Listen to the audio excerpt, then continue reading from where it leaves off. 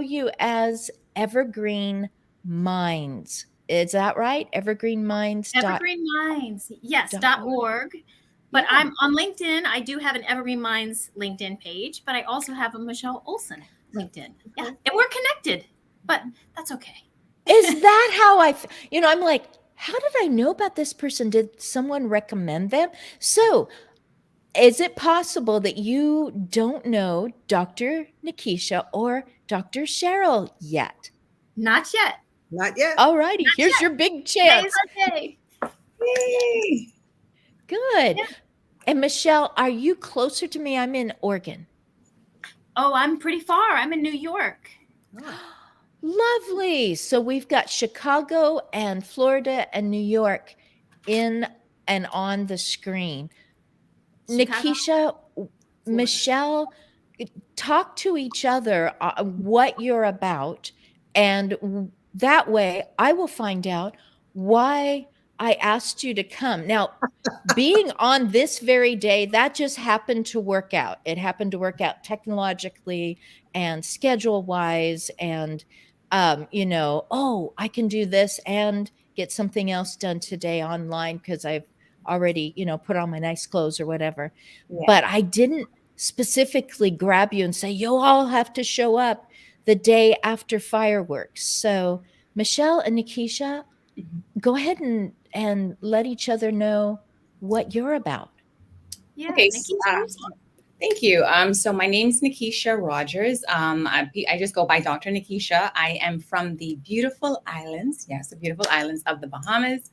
I am the daughter of two teachers. So education was always really big growing up for me. And I always had this passion for older people. As my mother would tell me, I think when I was 6 or something, I was always going to this bakery, and she was wondering, why is she always going to the bakery? And she thought it was for the donuts, but apparently, and I remember it was an elderly couple, an older couple, and they were the patrons. And so I would find ways to go just to like get a donut, but I was just so intrigued by the owners. And fast forward, I guess God has a really good sense of humor. Growing up, I always loved biology, but there was always something about seeing older people. My parents call me an old soul. And so as I grew older, when I did my pre-med in Canada, they gave us opportunities to go out and like make hobbies. So people were, dancing and singing. Where was Nikisha? You would find me Friday evenings at the nursing home doing volunteer work, and I absolutely loved it. There was a relative of someone that was on the Titanic. She was actually one of the people in there. So I would just love to go and listen to the stories. So I think there was always a glimpse of senior care, and I was able to tie that with healthcare and teaching, and I just love it. So that's me in a nutshell. Oh, thank you. Thank you for Steve sharing. Berger just popped in a comment, and I'm so glad because he's in Naples, Florida. Hey, So that means your cars could cross on one of the interstates at some point. that's right. Yeah. And I'm really glad because he is not all about having a resource hub of information and things that people need to know about, because he's got more going on than that. But he has really been building networks, etc., for what is important to me, having been just I'm not supposed to say just, but I was resource poor as a hired in-home caregiver. And he's one of these people who's trying to put things together so that a person can say, okay, apparently this is a challenge in aging for myself or someone I care about. And I know I can go to this resource, which will send me to more and to more and to more. And I will find the things that will continue enhanced living and continue, because aging is living, is Yeah. continuous living. So Steve, we need I'm to I'm connect really happy. because Yes, I'm yes. I'm working on a national certification for hired caregivers.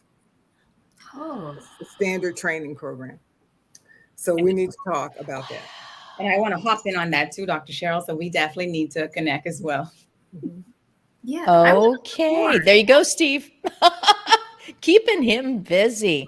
Oh my goodness. So Michelle, I mean, really, I'm introducing you. I was said, Nikisha and Michelle get to know each other because Dr. Nikisha needs to go to the hospital. That is where she works. That's why she is one of the people that I'm going, oh boy, I can't wait to see you and hear you and know more about you. So Michelle, let both Cheryl and Nikisha know about you. Well, thank you. Thank you, Christine. And thank you, Dr. Nikisha, for sharing. So much like you, I was raised by educators.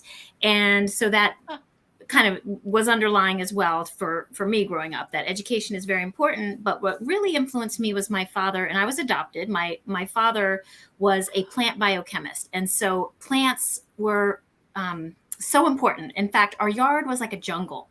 It was like our neighbors were probably like, that house. But my dad felt, that every plant and every being has a purpose. And so he taught me a lot about nature and plants and growing our own food. And so that really stuck with me. And I started working with older adults in the late 90s. I worked at a veterans hospital for older adults. And that's really what kind of turned me to go into working in the field of aging and aged care. So now during the pandemic, I guess it was 2020, right during the height of the pandemic, I started a lovely not-for-profit called Evergreen Minds. And our whole mission is to bring folks who are living with dementia into the community, integrate people together, because that's what I'm most passionate about, is bringing people together, all ages, all abilities, through nature and expressive arts. So that's what we do. So we have many different ways that we work in the community. I'm here in New York in the Hudson Valley. So we have a community garden at Vassar College. We also do nature-based arts programming. So I should tell you, I kind of skipped over this part. I'm a gerontologist. I'm a social gerontologist, and I'm a licensed board certified creative arts therapist and a certified forest therapy guide. So Evergreen Minds combines all of those things, right? It's everything that I love. And self-expression is so important for all of us, but it's so important when people are living with dementia and they may communicate in different ways, right? When verbal communication becomes more challenging. So that's when these other modalities like music, visual arts, poetry, movement, all of that becomes so important. And so that's it in a nutshell. I can keep going. Yeah. Thank you. Oh. And I don't know, Dr. Cheryl, about you. Yeah, I call myself your friendly neighborhood geriatrician. I was raised by people who didn't graduate from high school, but every principal I had was terrified of my mother, and I actually heard her say to somebody, "You may have a PhD, but I'm MOM." I mean, she was 5'2", and most of it was hair. It was great. But I had 3 of my 4 grandparents until well into my 20s. So I was not afraid of older people. They protected you from your parents. But in residency, in medical school, really, it started. I got tired of white male residents calling 80-something-year-old Black women by their first names. And that just did not work for me. And when I got on my own service, a senior resident, I could stop that from happening, but I couldn't affect how other docs took care of seniors. And I'll never forget this Latino gentleman who was keeping his family, his daughter and son-in-law, in the workforce, taking care of his grandchildren until he got back pain. And he had a spot on his back. And if I radiated it like a cancer, he would die if it was an infection. And if I treated it as an infection, because he could easily have had Pott's disease, he would die. I needed a biopsy. I needed to know what it was. And I couldn't get anybody to biopsy him because of the date he came on the planet. And that's what sent me to UCLA and geriatrics fellowship, so that I could train docs about really taking care of older adults.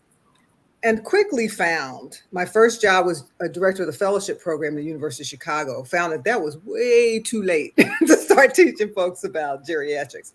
So I went to the Buehler Center on Aging at Northwestern as assistant director for clinical education. And I had all education. I mean, medical students, nursing students, social work students, residents, fellows, everybody. And then my 3.5-year-old son got tired of mommy driving 3 hours a day. And I had to also help taking care of my mother-in-law and father-in-law. And in the middle of all of this, I spent 10 years taking care of my mother who lived with dementia. And I went to a community health service as director of geriatric services. And one of the products I generated for them was a geriatric consultation clinic that the state of Illinois designated as a primary provider site for for Alzheimer's care, which doesn't happen outside of the university. It was like, cool. After 5 years, I got tired of the bureaucracy and opened the only solo private practice in the nation that did subspecialty level geriatrics in the community, privately owned, and also did primary care internal medicine for adults of all ages. And that was the best fun I've had professionally ever, even up to today. So I retired for about 5 minutes and got a third board certification in healthcare quality management so that I could speak CFO and try to be a bridge between the business and the clinical parts of medicine. So I was a medical director for 5 years and then got tired of it and came home and published the 4 books that had been in the pipeline because work was interfering with my life. And since then, I've been, getting speaking engagements, sitting on panels, trying to talk to people. I've developed a curriculum, an interdisciplinary curriculum on aging called Angel, that I've been pitching to graduate level social work programs and nursing programs and gerontology programs and public health programs. And so we'll see how that works. That's the plan. And working on novel number 2. Awesome. That was awesome. I'm tired, Dr. Cheryl. That's a lot of work. You sleep when you die, okay? And my logo for my fiction is a woman standing on a ball juggling, and it says mom, daughter, wife, boss. And at the base is a ball that's broken, and it says me. So we're all juggling, trying to drop only the rubber balls, and you may as well do it while you can. That's excellent. Wow. You went to the School of Mom because what you described as the person that the principals were afraid of is who you are, because I think all unfixed problems are afraid of you because you're coming to get them. You're mapping the gap and you're building the bridges. The love of this is that when my son advocates for my grandson, I hear my mother coming out of his mouth. That's what works. That's what works for me. Yeah. Full circle. Oh, that is fantastic. Nikisha, I don't want to box you in on like a question. You've told us a goodly amount about yourself up to this point. Is there something that's in the works right now with you? Because I haven't asked you ahead of time, like what's happening now? Is there, I don't know, is there a shift coming? Are you going deeper on something? Are you reaching farther? You were saying something about residency, and I don't know the difference unless I Google it up. So just telling us about you right now. Good. Thank you so much. So good question. So again, for me right now, the big thing has just been a pivot for myself. Back in 2020, everybody experienced the pandemic, myself included. And around November on that time, I got a phone call from my parents, and that phone call kind of really shook me up. And anybody that's from the Caribbean knows that Caribbean parents are very stoic. They will try to hide things from you, but if they do reach out, there is something that they're reaching out for. Dr. Cheryl, you agree, right? Yep. Yeah, they're very stoic. So, but my mother basically informed me of some issues with my father, and thank God everything's okay. But that was the genesis for me to really start thinking. Having me and, me being in the medical field, my sister being an amazing caregiver, her name's Katrina. We had to work together, me being away, she being there, and we collaborated. And even with the collaboration, there were some hiccups that came. So I thought, oh my gosh, if they're going through this, imagine people that don't have a Nikisha or a Katrina. So I started to put pen to paper and thought about there has to be a way to help people understand how to plan for aging, how to recognize things. So put my mind to work and came up with this book, and it's very, very simple. I have it right here. It's very simple. It's what I call my secrets of sassy, savvy seniors. Like say that really fast. So And looking at it, they were just nuggets that I got when I had worked outpatient before. So, and then personal nuggets that I realized that people, like Dr. Cheryl says, I go through that a lot where people walk in the room, even my students, and they're like, oh, she's older. We don't need to do this. We don't need to do that. And that cringes me because I keep telling them, you know, you could see I have 80-year-olds that could run circles around 60-year-olds, Exactly. and age is really just a number. So we put the book together. I really enjoyed doing that. And then I was like, the teacher and me came back and we changed that into a course. So that course is my Age Like Royalty course, and you can find more about that. And I don't believe in just throwing stuff at people because I don't like when it's done to me. So I wanted to walk families through, you know, how to, do you need a geriatrician? Like, what in the world is a geriatrician? Because some people are like, what is that? I know what a pediatrician is. I know what a cardiologist is, but what in the world are you? And so my trying to explain, you know, what is it that I do? Do you really need me? Does your mom need me? You know, how to find the best one for your care. So we go through all of that in the course. And I keep things very simple. And I also sit through this with the students in the course and kind of give them questions. We talk about it so that at the end of it, once you've done the 6 modules, I want you to feel comfortable with your own aging. I call it my Age Like Royalty roadmap. So you leave this course with your roadmap and you're more confident in speaking to your doctors. I find sometimes when patients come in, they'll just kind of like shake their head. And I always tell my students, you know, talk in simple terms. You can adjust it as you get to know your patient, but make sure that they understand what you're saying. Because many times people will nod their head, but they don't really retain what you're saying. So I'm big on communicating clearly and giving people knowledge. That's one thing my father would always say, once you get it in here, they can't take it from you. So I want to give people, make them more knowledgeable about their healthcare, what's normal for aging, what's not normal, so that they could just be sassy. I like my divas. So we're trying to keep some sassy seniors here. You have to say it sassy. Sassy. It's a secret. It's secrets of, oh goodness, secrets of sassy, savvy seniors. You got it. You say it. Was that- Sassy, savvy seniors. Yes. All righty. I'm going to remember that one. And it's in purple. I like that color. So, Royalty. goodness sakes. Oh, Communication royalty. is key. I mean, many years ago, I did this film for AMA called Helping Your Patients Understand. It was about health literacy. And one of the biggest things is to make sure people tell you back what you told them. Yes. Because when they say, they may have absolutely no clue, like you said. And so it's like, if somebody asked you, blah, blah, blah, how would you help them? Not, do you understand this? But, you know, what would you tell them? And just to make sure that what you said is what they heard. That's exactly. a big. Mm-hmm. This is why I always recommend geriatricians to the families that I serve, because it's not just about treating illness. It's about looking at the whole person and not just their age or just their diagnosis. You're looking at people as unique beings. Mm-hmm. And, you know, there's so many layers there.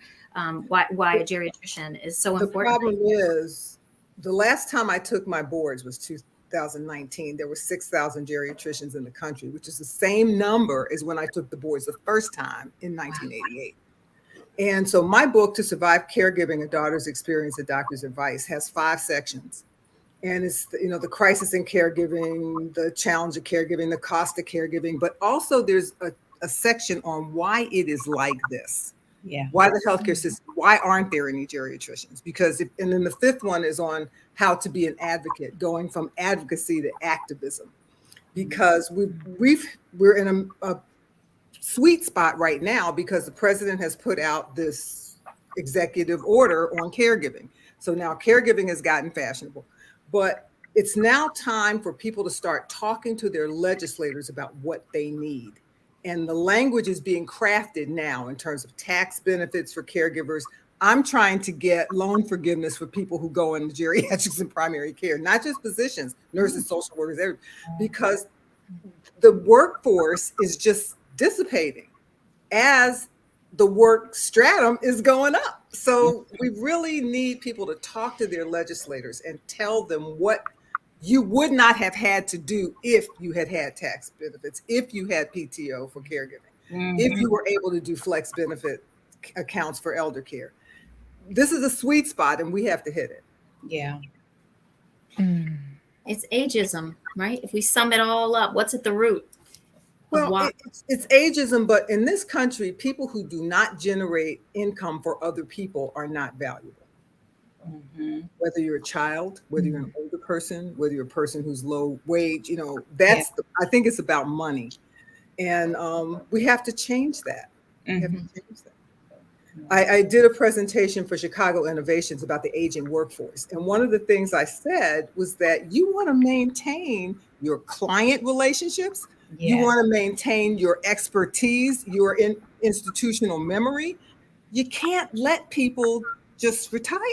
You can't get rid of them and hire, 2 30-year-olds for the 60-year-old because you miss more than just the money. Exactly. So there are lots of things. And I think part of it is not doing the us, them, that this is something that helps everybody. Because, for example, the curb cuts that help wheelchairs and walkers help moms with strollers too, right? So we really need to point out that it's us. It's not them. It's us. Exactly.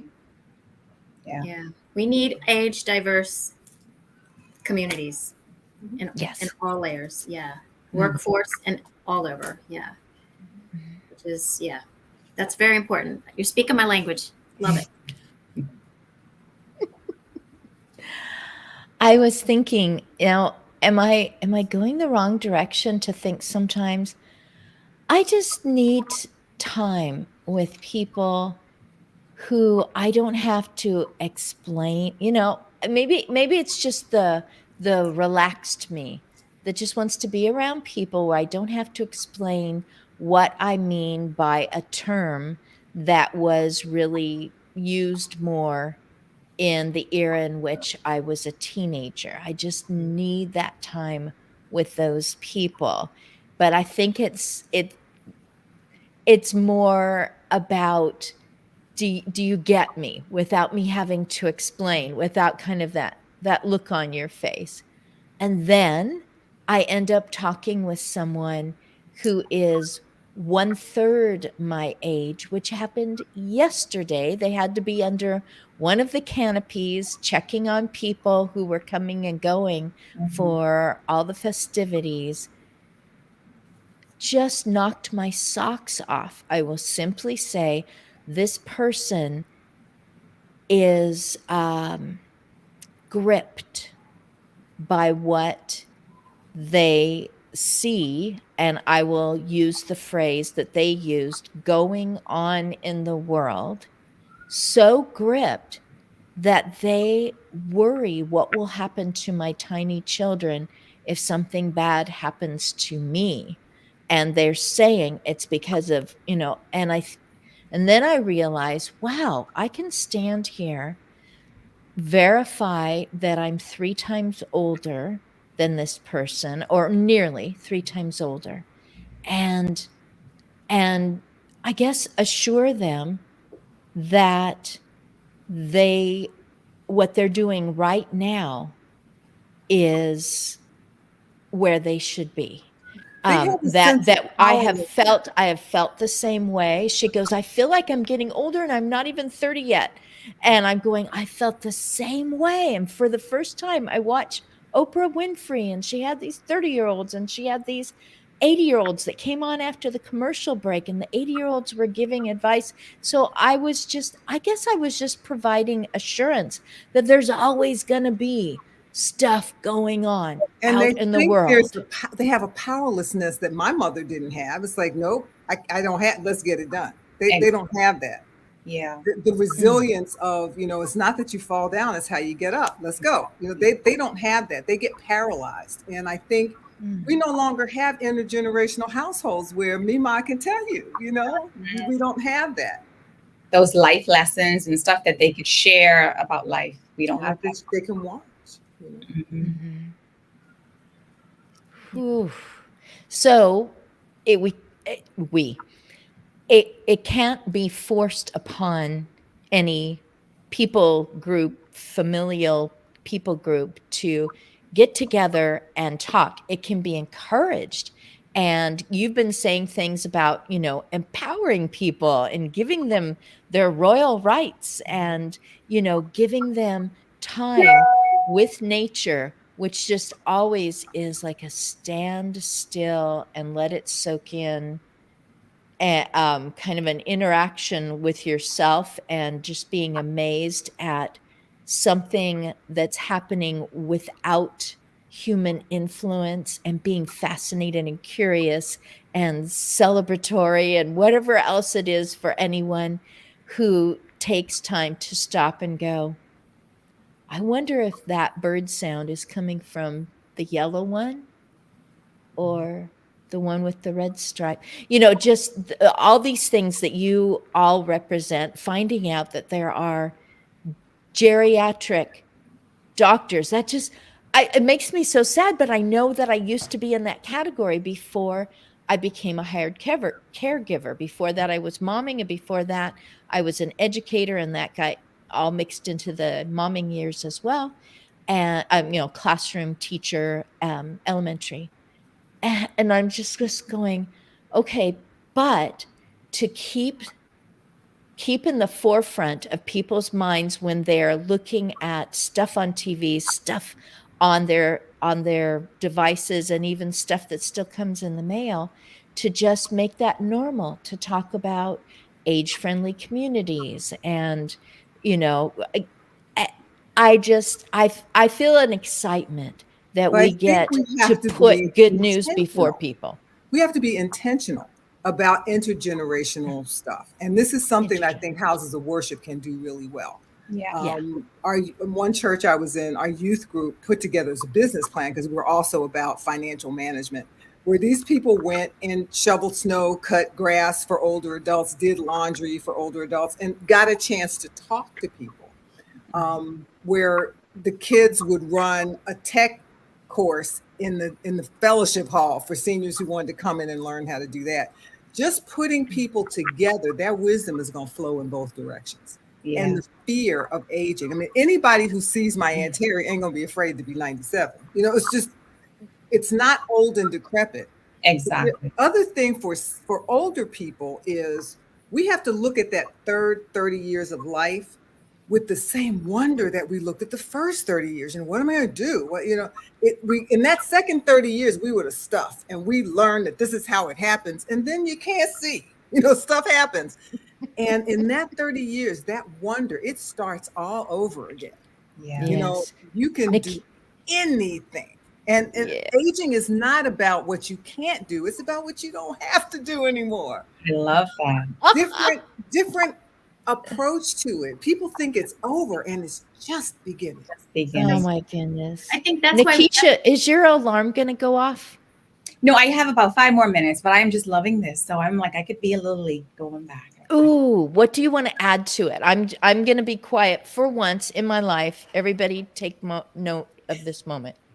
I wanted to just, I guess, share with you all. I know you talked about independence, and what it means to age independently. And, I'm so glad Michelle's on here, because we really need your help, in finding ways to keep people excited and involved and enjoying life per se. But I think for independence, that is like the crux of what we do as geriatricians. In fact, I know Dr. Cheryl can back me up on this. Our little lingo, our 3-letter lingo, is like your ADLs and your IADLs. And we insist, this is how we determine, activities of daily living. Are you able to bathe yourself, dress yourself?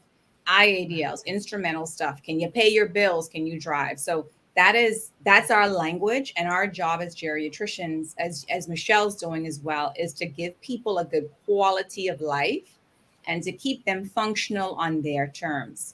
So I think for me, like when I hear aging independently, I think about, what can I do even outside of medicine? So, my mother just recently had a fall. She's a sassy diva herself. So it was a simple slip, but, we had to take matters into our own hands, me and my sister, and we were like, this can't happen. Mm-hmm. So the thought was, even outside of, taking your medications, going to your doctor's appointments, are people even thinking about their home safety? You know, a lot of times they don't have the education and the knowledge to even think like, is that important as I get older? But realizing, you know, if you want to be independent and sassy and functional, you know, many people will tell me, I want to stay at home as long as possible. So, you know, making those decisions early on rather than being, you know, reacting. I like people to respond and plan. So I guess what I'd like to leave people with is I think that aging is an amazing thing. We're all doing it. I'm like, I'm kind of cheating because whatever I'm seeing my parents go through, my patients, I'm like, oh yeah, Nikisha, you got to look out for this as you get older. And I've realized that this has helped me as a person because, you know, I would be very lazy to like exercise and, you know, eat a little bit healthier. But then I realized what I sow today now, the seeds I put into Nikisha now can change, you know, the Nikisha when, you know, God willing, she's in her 70s. So you don't have to be powerless. Just get the information, you know, go on people like Miss Christine's website and make yourself knowledgeable about what's out there, because even though you don't get to see us a lot, there are some people that are working hard to get the knowledge out. You have Dr. Cheryl, you have Michelle, you have Miss Christine. So don't give up, but we're here to help you. And we want to all, you know, age and become sassy and savvy as we get older. So that's all I wanted to share with people. Yeah. Yeah, thank you. I'm clapping for you too. I think to Dr. Cheryl's point about being intentional, and I think looking at how we feel about our own aging, because you said we're living, everybody on this planet who is breathing is aging. And so if we start really looking at ourselves first, then once we recognize like our own biases, our own feelings, perceptions, things that we've been taught about getting older, some of those stigmas and stereotypes, once we address them, it becomes much more comfortable. And now we can reach out to other people and say, you know, aging, it is possible to be sassy. You know, it is possible to do really cool things. And everybody ages differently too. That's the other thing, right? Like sometimes there's this kind of benevolent approach to aging where we put people at a higher place that run marathons and jump out of the planes. And that's all good and fine, but that's not most people, right? And you can age well doing other things. And maybe it's sitting in your wheelchair, noticing the bird song or noticing the way the sunlight pokes through the trees, right? Like that's meaningful. Those connections with each other and with the land and ourselves, as Christine said. I mean, that means something. And whether we get dementia or we don't, and most people don't, it's possible to live well. Yeah. One of my taglines is to live out loud and age excellently, because there's nothing graceful about it. You got to grab it in the throat and drag it down. I mean, you really have to work to bring the joy into your life and to take care of yourself. And unfortunately, I mean, Dr. Nikisha said something about how what she's going through with her parents has made her look at her own planning. Unfortunately, some of the most gerophobic people on this planet are geriatricians. That scares me. I mean, I've had several mentors who got to that stage with no powers of attorney. So we have to learn how to, you can't teach it if you're not doing it, you know? And, but for all of us to really look at aging, if you don't age, you die, you know, so you may as well plan for it, right? Yeah. Trying to have those difficult conversations, which are not one and done. It's something that happens over dinner for years, you know. I think that I gave my kids their advance directive forms when they turned 18, because in the state of Illinois, they think they're grown. You know, state of Illinois thinks they're grown at 18. And even if I'm paying college tuition, I can't get grades. They don't have to talk to me. And I think we ought to have that conversation over Thanksgiving dinner. Yes. It's just something our family does, like registering to vote. You know, it's like, it's what adulting is about, so that you have that decision in place before your family needs it. Crisis doesn't work. And that's another thing that Dr. Nikisha said about what the difference between geriatrics is, that the rest of medicine has been trained to keep people from imminently dying, hasn't been trained to help them live. That's what we do. That's beautiful. Yeah. Yeah, actually on July 20th, we have this little group called Death and Coffee. And I'm thinking all of you ladies would be wonderful to join this beautiful group, because I'm with you, Dr. Cheryl. I think like that conversation is so important for every single person, and to normalize that aging, that dying and living are interconnected. There's no separating them. And until we recognize our own mortality, right, we're there's always, like, to me, this is my belief, that there's this underlying suffering, right? If we're always so fearful of dying, we're not fully living. And so having that conversation at Thanksgiving dinner might be like, are you for real? Are you kidding? Is Dr. Cheryl crazy? I'm with you. We should just normalize it. It's like telling them, you don't want me making these decisions. You better tell me what you want me to do. You know, it's Right. and one of the things, and to survive caregiving, I actually give people language Yeah. to do several things. Like there's a chapter called Show Up or Shut Up. This is how you get your family to help you or go away. You know, it's this very specific language that you can use to have those difficult conversations. Yeah. Wow. You know, you talk about everything else at Thanksgiving. You know, you got the gossip coming out, you got the stories, and it's like, you know, let's talk again about when he accidentally did this and everything went wrong. And here's the guy going, that was in my 20s and I'm now in my 50s, but I'm kind of feeling like a kid again. You know, you guys are going to put me at the kids' table. Well, may as well mix it in with talking about Absolutely. from end of life backwards. It's like, Yeah. you're not Or comfortable this is our with end of family life. We'll talk value. about a few seconds and we'll work our way backwards. What about if you are going to go in for a second surgery? Yeah. And, you know, do you want me to jump in on your social media and let people know, hey, you're not going to show up for that volunteer thing because they just decided they got to go back in. You thought you were going to be okay in 2 weeks, but, you know, just let me know ahead of time. How do I take care of just some of those things so that, you know, when it comes to the crisis moment, I can go, oh, I prepared for this. What is it? Oh yeah, they want me to let people know I can't show up. But I Yeah. think it needs to be more, this is our family value. Like Dr. Nikisha said, educate. If I told my mother I didn't want to go to college, I would not be alive today. Oh, I'd be off the floor. So, you know, education is important. Managing your money responsibilities, reporting your sexual activity. Like if you're not going to wait till you're married, wait till it matters. I mean, you know, we have to be able to talk about everything. Yeah. And advance directives and how people want to live and what their plans are and what they want you to do when they get sick. All of that is just family conversation. This is how our family does this. That's This is excellent. what we do. Yeah. Hey, and Michelle, I don't want to gloss over something. Michelle, you talked about Death and Coffee on July 20th.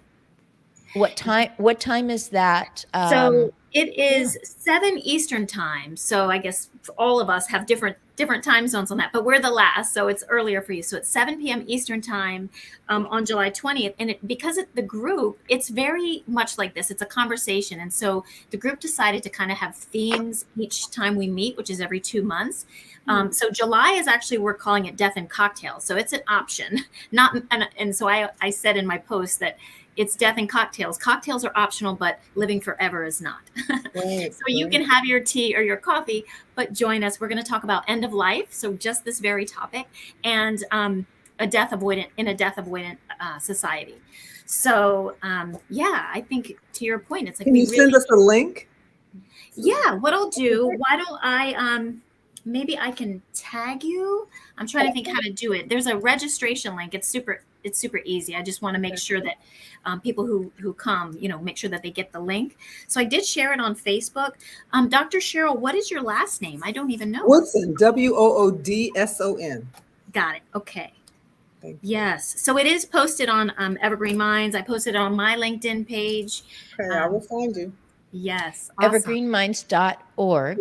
Mhm. And I want to say, first of all, Dr. Nikisha, how's your clock ticking? I think I gotta go now. But Yeah. thank you so much. I had such a wonderful time Great talking. meeting you. This was great. Likewise, this is beautiful. I hope that we could do this again.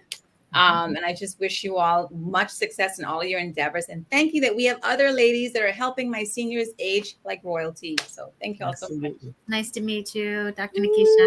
Ooh, thank you. Thank you. Oh, I'm so glad. I mean, just things that she described, that she talked about, and then Cheryl popping in with that, even though they have a person has the book knowledge, has a lot of wisdom that they've been giving, a lot of procedures that they're able to do that I wouldn't even begin. It doesn't mean that they are turning it inward and going, hey, I can get ahead of this. I mean, No, and it it does feel doesn't like mean it was a little splash, a ripple and then a splash, and now it's a flood and it's becoming a tsunami because now I'm drowning. Yeah.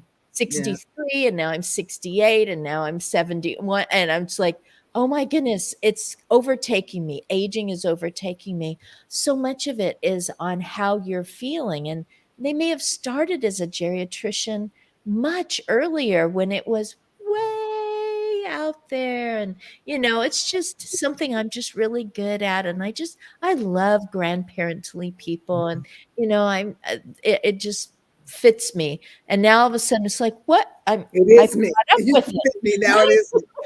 These are my Um, peers. I'm taking care of people that are 10 years younger than me. What? right. The other problem is understanding that all that book knowledge doesn't help you when it's your mommy. Mm. I diagnosed my mother myself. I was director of the fellowship program in geriatric medicine when I diagnosed her. But when she looked at me and said, "Do I know you?" I thought I was going to die. That was 7 years into a 10-year caregiving relationship. So all of that goes away. And I had been giving pieces of this book, in presentations all over the place. And after she passed, all that stuff, I said, that's BS. You're not telling the real story. And that's how the first edition came. In the second edition of To Survive Caregiving, A Daughter's Experience, A Doctor's Advice, I had only wanted to update statistics and write one more chapter called Another Kind of Widow. This is for people married to folks who have dementia. They're not dead, but that's not your wife anymore either. So how do you deal with losing that partner while they're still in front of you? And I call it living grief. But there were so many other questions that people asked me that didn't really fit in a general book on caregiving. So that's why the companion book, The Doctor Is In, Answering Your Questions, came out. It's like, what do you do if mom gives all her money to Pookie and you don't have money to buy her medicines? What do you do if she goes to the casino every weekend, asks you to pay her rent every month, and you've got 3 kids in college? How do you do that? And after 40 years of walking through that with families, I had some ideas. So that's how the second edition came. And I am just so proud that To Survive Caregiving, the second edition, won first place in the Writer's Digest annual contest for best self-published books, nonfiction, inspirational self-help, just in 2022. And I'm amazed. But Awesome. it was a love gift from my mother. That's where that book came from. It was my mother taught me what the questions were. And I had answers that other people don't have because I was inside. And so I wanted to give people that information. This is how you do it. There's a chapter called the Physician User's Manual. How do you get docs to listen to you? So it really is very, very simple. No list of tasks. It's like, this is what you do. This is what you say. This is how you're probably going to feel about it. And that's okay. Cheryl, I'm going to ask you a question, but this is not I've heard it from a few different people, but one person was Elizabeth Miller, who's in the Atlanta area. I think it's Marietta actually, but Atlanta, Georgia area. And the phrase, when people are shoulding all over you, well, you should do this. You should. So I'm not doing that right now because I haven't done it myself. But a possibility, since it's already been recognized by Writer's Digest, if you feel that it fits the bill, have you submitted your book to ALZ authors, ALZ No, I have not. authors? If you don't know Tell me about about them, that. I don't know anything how about that. about Michelle? Do you know about ALZ authors? I've heard of All's authors, but There you go. So yeah. So I mean, I think you should do that. Well, I'll look it up and find out what it is. It's entirely voluntary. One person connected with another person over the joy, the pain, the confusion, etc. of parents going into different dementias. They fell upon ALZ, because Alzheimer's is still probably the most recognized. When someone says Alzheimer's, you have a clue about it. But of course, there's so much more to different kinds of brain disease that fall under dementia. Well, I And will they're just definitely look at that.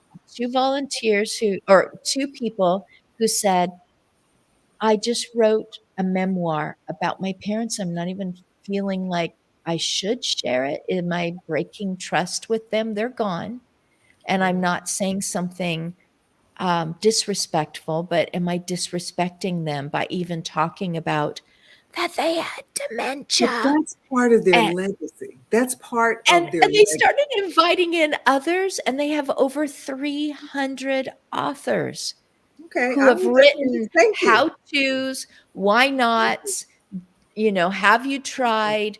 This is how it was for me. This is what's happening to me. People diagnosed, writing books on their own or with a ghostwriter, because lots of people need a co-author, etc., for anything. And I'm so excited about them. And I feel like their secret is starting to pop Yeah, out. I'd be happy to They're reach not out to keeping it them. secret, but not very You many said people know something that. about folks that should you. And there's like I said, there's a chapter called Should know Show Up or that. Shut Up. It's like you get your geriatric assessment and what I call the level of care prescription. It's 10 questions, the answers to which tell you exactly what your person needs. So you get that from your team, and then you say, the doctor said mom needs A, B, and C. It's not your baby sister saying it, the doctor said it.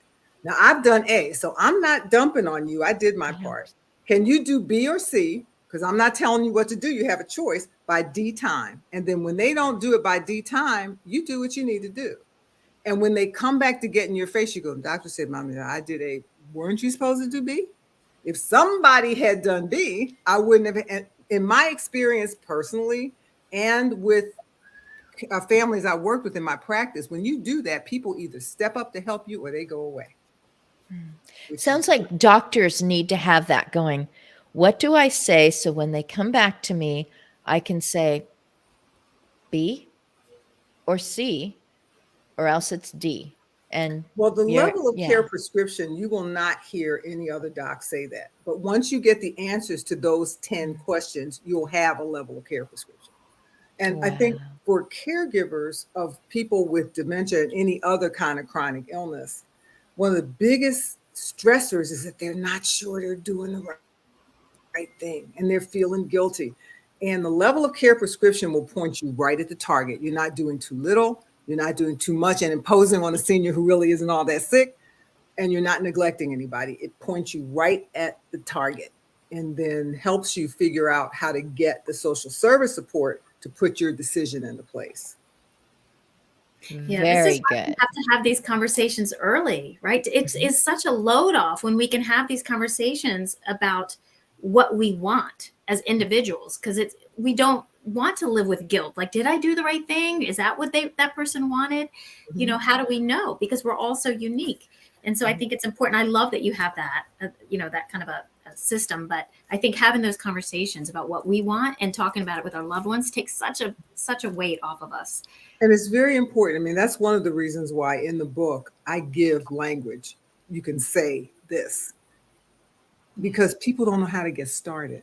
They don't know how to get started. It's true. No, it doesn't, unless you've been around people who, I don't know, you're just so proud of how they've handled difficulties. And the aging difficulty might be, I've been pushed aside because I'm not seen as sitting at the Thanksgiving adult table anymore. I'm being pushed aside as, whatever you're saying, hand pat, that's very sweet, but we're talking about things that are relevant to it's whatever. So that's one aging thing. Another aging thing is talking about end of life, etc. I'm going to make because we're towards the end. I'm going to just say to Michelle that I thought of you yesterday because I feel like I saw a picture or a video of you tapping a drum. Am I remembering the right person? Because I'm actually looking. Yeah. Do you tap a drum as on a nature walk? Am I right about that? I definitely tap drums, play the flute. Yeah. Because we watched a parade. It was a local parade between our community, Independence, and our sister community, Monmouth. So it's all together. We do have a gerontology department in Monmouth, in the Western Oregon University. And I do know the head and the former head, because she's still there as a teacher. I think have made a really nice dance at this moment of handing off the baton and also being there as a support. But in the parade was a club, and they're up on, one of those trailers that's been put on the back of a truck. And boy, they are keeping the beat and they are tapping out something. And I thought it was Taiku, Taiku, or something like that. And they're working at it. And I thought, so there's a club of drummers and they're doing a particular kind of beat that is from a particular kind of culture, much in the same as the Quilters Club and the you know, I can't even say the word right now, but the the karate clubs and all, all that sort of thing. And I thought, oh, I want to ask Michelle about that tomorrow, where music or a rhythm or whatever it is, why do you include that? And as you tell me about that, since we're near the top of this hour, if you would give us as much information, as much contact information as possible, so that someone can see if they're watching this in replay and maybe it's not July of 2023 anymore. Wow, is she going to have another one of those gatherings where it's going to be, death and caramels or death and, whatever it is you're going to do that day. I just had to try to come up with something that started with C. So, for me, it's chai. So, but tell us about the music and drum aspect, and then give your contact information. And then we'll end up with you, Cheryl, also giving your contact information. Thank you. Well, just a different modality for communication. So a lot of times we incorporate different forms of art, and that might be different sounds. So if I'm doing a drum, somebody else might have another rhythm instrument. I have singing bowls. Like I said, I have a Native American flute. So anyway, it's just another way to communicate. It also feels very special and sacred when you're walking through the forest and you're giving thanks for all that we have and all that we are. And we're just together. And it doesn't matter if we're hitting the right rhythm, if we're, it doesn't matter. It's that moment in time together. And so we're kind of like passing through the threshold to get where we're going. And we might be playing music together. Even when we're sitting, we might play together. It's another thing that I do when I'm doing a forest therapy walk. I just did this the day before yesterday. I did a forest therapy walk with 9 people from an assisted living. And we went out to a beautiful trail. And what we do in forest therapy is we send out people on invitations. There's no right and no wrong way to do these invitations. People can do them in any way that feels right for them. And then when it's time to come back, I will make some sound. Sometimes it's an animal sound like, oh, oh, oh, oh, like that. Sometimes it's a flute, it's a singing bowl. But so I played the flute the other day, and then that was the signal to come back. And we gather around in a circle and we share together whatever we're noticing. And so it's just a beautiful way to communicate and just witness each other's, whatever it is. Sometimes it's in silence, right? Sometimes it's in another language. Sometimes it's in motion. Sometimes it's not verbal at all. So that's expression. You kept saying together. Yeah. So if someone wants to check on that, I know that you gave out a website. Is there anything else? And you can repeat that website. Yeah, please. Yeah. So the website is evergreenminds.org. And we have a Facebook page. I have a Vassar intern kind of updating my social media for me, which is so helpful. We have Instagram. We have a link, my LinkedIn. So I have it Evergreen Minds on LinkedIn, and also Michelle Olson on LinkedIn. I'd love to connect with people. And yeah, so we do offer community programs. We're working on an educational series as well, because folks that are working in senior living, they face a lot of barriers to getting people outside. And so one of the things we're most passionate about as a human right is to connect people with fresh air, all seasons, sunshine, right? Dr. Cheryl, we need it. It's essential. And there's so much science. These snowball fights. Yes, yes. I've done lots of snowball fights. Some people don't like it, but that's okay. That's life, right? We can like things and not. But anyway, so getting people connected outside. So we want to help educate folks that are living working in senior living. And also, how do we do this? How do we incorporate family members? How do we get volunteers involved? Because there is a lot of shortage staff-wise, and there are some obstacles to getting people outside. But that's not okay, right? We have to figure it out. It's a human right. We need to do better, and that's what we're working on. So, wow. So here's a person. I'm assisted in my living. That's good. A person who has an assistant must be very important, and I always said, just outsource it to me. The menial things, just outsource it to me, compression socks, whatever. And then let's get back to the good stuff that you're better at than I will ever be. Like, because some of the fun stuff or going through those recipes. I would like to say, before I end with Cheryl, sorry about that coughing. Steve Berger said ssberger@outlook.com. Thanks, husband, motivational listener, D. Scott Smith, for getting that on the screen again. So it's almost like you're sailing away on the SS Berger at outlook.com,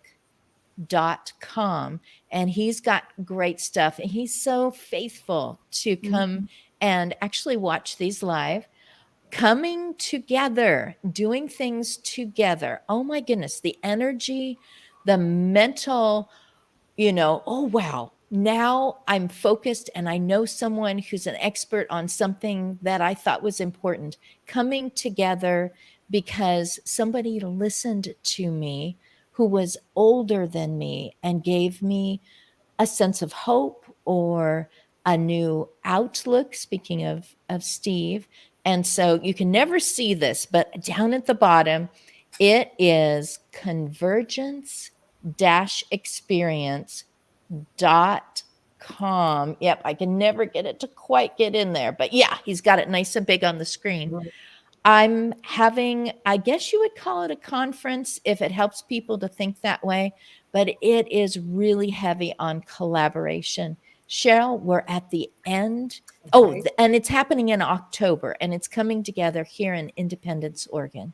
Okay. Cheryl, it's yours, and you can finish us out. Thank you. My website is drcherylwoodson, WOODSON.com. I'm going to launch a new website in August, so I'm really looking forward to that. CEW@drcherylwoodson.com if you have questions or you want to book me for an event.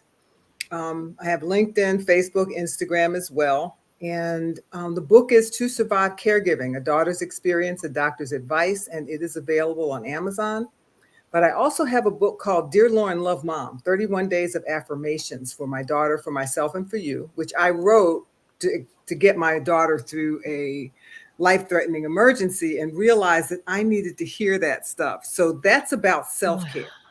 It's a book of affirmations, and there's a workbook that goes with it so you can go deep into it to take care of yourself. And I have 5 keys to caregiver survival. And the 5th key is put your mask on first, because you can't take care of them if you don't take care of you. Yes. Excellently. It's like up is that way, honey. One of my pastors said that if you are a young basketball player, you drive to the hoop, an older basketball player develops a fadeaway jump shot, you still score. You may have to do it differently, but you can still do it. You still score. it. I love that. Take care of yourself. Christopher Smith. Yeah, I mean, very similar name to my own, but he said the simple phrase, you cannot pour from an empty cup. Right. I thought you can look at it, you can talk about it any way you want to, but fill yourself up. You can listen to these at agingbetternetwork.com. If you go there, you're going to see now it's much closer to the top that you can have that going in the background while you finish up a chore or you're working on you're in the sandwich generation, you're changing diapers and driving kids to school, and you're also on your way to check and make sure that meds have been taken care of or figure out what was the problem at the pharmacy, etc. And you can just listen to these wonderful people on all of these different recordings that were live. And you can say, wait a minute, there's other people answering the questions that I didn't even know I was supposed to ask. Thank you so much to Cheryl, to Michelle, and to Nikisha, who was here for the first half hour, a little bit more, who had so much to offer as well. And I look forward to July 20th. I plan to attend. Thank you, Michelle. I'll tag you. So Thank you. So wonderful to meet you. Bye-bye. Thank you, I'm Christine. so grateful. Thanks, everybody. Bye. Oh, good to be with you people.